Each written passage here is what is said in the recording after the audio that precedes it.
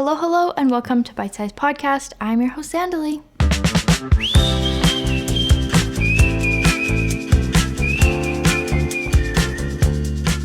Bitesized Podcast is a holistic nutrition podcast for pregnancy, postpartum, and baby starting solids, with some sprinkles of special guests to further educate you on all of the options available to you to support you on this journey. I think we're finally diving into a topic that many mothers have patiently been waiting for. Drumroll, please. We're getting started into solids. Now, everyone take a deep breath before we begin, because I think this particular topic has become the pain point for many mothers as baby-led weaning has taken the forefront on the expected way to feed your child. There's also the fear of meeting baby's needs because their nutritional needs become quite high at some points, and of course, the dreaded picky eater. I hope that over these next few episodes, you feel a little bit more confident about whatever you're choosing and also help you make the best choices you can for your baby, but also for your family, because at the end of the day, it impacts the whole family. And by that, I mean anyone who is responsible for feeding your baby at any point. Now, before we can begin solids, we need to understand the developmental signs of readiness. I wanted to dedicate an entire episode to this because there are different reasons some parents may start solids prematurely. So before we dive into the signs to look for, I want to talk about some signs that are not indicators that your baby is ready for solids. So let's get into it. Your baby is waking more frequently at night. Around the 4 to 6 month mark, babies are becoming increasingly aware of their surroundings and engaged in their world. Now, if you've been a parent to a child, you have probably already talked a lot about the regressions and that there is a regression every month. This is not true. It kind of feels like it though when you're a parent. And while I have not paid too much attention to this, I think it's fair to say that your baby is constantly developing, and as they learn new things about their environment and family, they experience changes. So as this change occurs, some parents might think that they are waking because they're hungry and solid food will help them sleep longer. This is simply not true. Frequent waking in the night around the 4 to 6 month mark is completely normal and could be due to so many reasons. Next, the size of your baby. The ever-present topic of weight. From the moment we're born, we simply can't escape it. A study has shown that babies who are either bigger than average, quote unquote, or smaller than average, quote unquote, start solids prematurely. Babies who are too big need less breast milk and more solids, and vice versa. Babies who are, quote unquote, too small, that milk is no longer enough, so they need solids to supplement. Again, this is not true. You hear it from both sides, and this is just not a good indication of their developmental readiness. This can also cause more anxiety in mothers, and those who are already anxious are 30% more likely to introduce complementary foods early. Similarly, breastfeeding more frequently during the day or night is the next false sign. Increased feeding is more likely just a sign of a growing baby. As they age, they need more calories, so while this is true, again, they're learning more about their world, and this could be a comfort thing. Being held and fed allows them to feel safe and secure. As a preschool teacher, I can also say that when children start at a new school and they walk into a new environment, many of them, the first thing they do is have a snack. Now, I know those parents probably fed them a very good breakfast, so they're not hungry. It's just the familiarity of eating that's comforting. They might not know what to do, but they do know how to eat, so snack is first.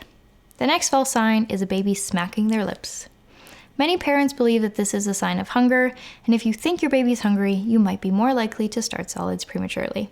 However, this is a baby just practicing this action as they likely see you doing it and they are mimicking you. Some other possibilities are parents being overly excited for baby to begin exploring first foods, pressure or encouragement from grandparents or friends. Lastly, babies who are not breastfed are sometimes more likely to start solids sooner too. So now that you know what not to look for, I want to encourage you to be confident in knowing your baby and trusting your knowledge.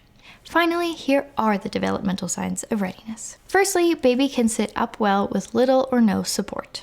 It's important that your child is able to support themselves in a seated position for a period of time to begin solids.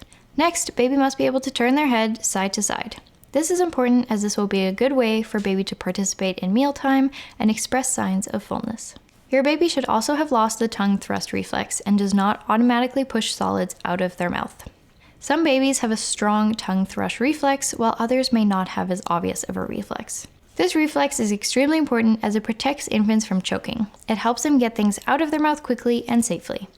So this is very important when starting solids because you don't want them to push food out of their mouth when eating. So if they're doing that, it's a sign that maybe they're not ready. If you're not sure what this means or might look like, I would encourage you to watch some YouTube videos on it. Now, of course, this might be where you start questioning if your baby is gagging or choking, and I promise we will go over this in the future as well. Our next developmental sign of readiness is the pincher grasp. This is when a baby begins picking things up between their thumb and forefinger instead of their whole hand and palm. While some babies can develop this skill quite early, introducing solids helps them master it in a few months. Now finally, this can often be the sign that confuses most parents. When a baby is ready and willing to chew and shows an eagerness to participate in mealtimes, such as trying to grab food and put it in their mouth. Now, babies learn from watching their family members, so it only makes sense that as they learn about the world around them, like we've talked about, wanting to exhibit the same behaviors as you is totally possible. This sign, however, should only be considered when all of the other signs have been met. Babies learn about their world through all 5 senses. This is also why most toys end up in their mouth. And the dog food, your hair tie they found on the ground, whatever else they can get their hands on. But this is part of their learning, so only when baby can sit up well, turn their head side to side, has lost that reflex, and is developing their pincher grasp should this sign be considered. I also just want to add a quick note about babies who were born prematurely. Most of these babies do need a little extra time before they're truly developmentally ready to start solids, and that is okay. It's usually advised to go by their adjusted age, but every baby varies greatly. I encourage you to truly look for the developmental signs of readiness, but also any person should speak to their healthcare practitioner as well. Waiting too long can be harmful to their nutritional and developmental needs. For those who did reach full term, if your baby has not met all signs of readiness by 6.5 to 7 months, I would recommend you see your healthcare provider to help rule out any concerns. Now, if you want to see all of the above in print, I have a free download for you at the link in the description, and it also includes a timeline and discusses the window of opportunity. It's available on my website and free to you, so I would encourage you to check it out. There's also a special surprise in that document for those who download it. Hint, hint. I also mentioned some studies in today's episode, so if you're interested in reading those, I've linked them in the description. Now I just want to remind you, I have some discount codes for you. Needed is a wonderful supplement company. I suggest their collagen, but they also have so many wonderful products, including the prenatal vitamin, men's multivitamin, and an electrolyte powder. So you can use my code Bitesized for 20% off your order. Now, you may not be thinking baby number 2 yet or ever, and that is where Ovry comes in. You can use their ovulation strips to avoid baby number 2, or if you're feeling 2 under 2, you can plan for that. My code is Bitesize10 for 10% off your order.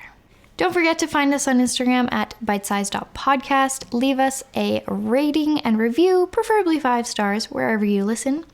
Thank you so much for tuning in, and in case no one has told you today, you look ravishing. Bye! Although I am a certified holistic nutrition consultant, I am not your consultant. This podcast is for educational and entertainment purposes only and is not always specific to you and your needs. While I strive to provide you the most up-to-date and accurate information about nutrition, this is not a substitute for professional and medical advice, and you should not rely solely on the information herein.